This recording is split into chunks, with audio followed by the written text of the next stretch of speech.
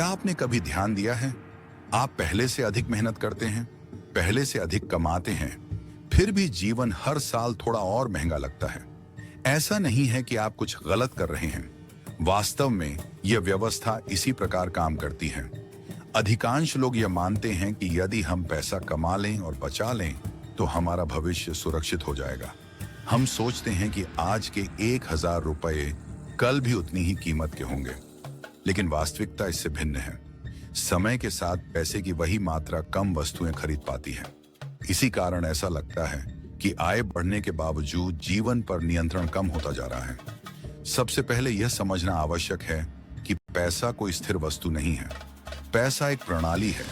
इस प्रणाली को सरकारें और केंद्रीय बैंक नियंत्रित करते हैं। जब अर्थव्यवस्था में वास्तविक उत्पादन बढ़े बिना अधिक पैसा प्रवाहित किया जाता है तो प्रत्येक मुद्रा इकाई की शक्ति घट जाती है। इसे एक सरल उदाहरण से समझिए।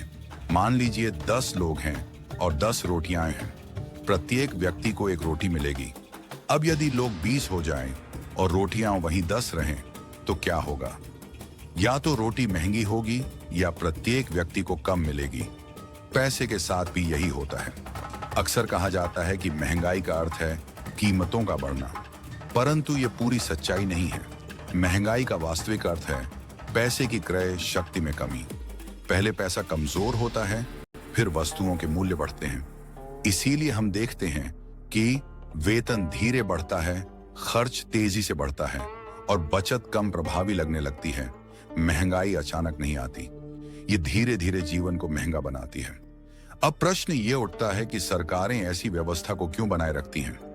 आधुनिक अर्थव्यवस्था आर्ण और विकास पर आधारित है।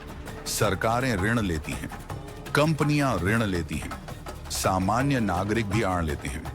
यदि पैसा हमेशा समान रूप से शक्तिशाली रहे तो पुराने ऋण चुकाना अत्यंत कठिन हो जाएगा। धीरे धीरे कमजोर होता पैसा व्यवस्था को चलायमान बनाए रखता है। व्यवस्था चलती रहती है, पर उसका भार अधिकतर आम नागरिक पर पड़ता है। इस चर्चा का उद्देश्य न तो डर पैदा करना है और न ही किसी को दोष देना। इसका उद्देश्य केवल यह है कि जब तक हम नियम नहीं समझते, खेल हमें भ्रमित करता रहेगा। जब पैसे की प्रकृति समझ में आने लगती है तो हम स्वयं को दोष देना छोड़ देते हैं और यहीं से सही आर्थिक सोच की शुरुआत होती है।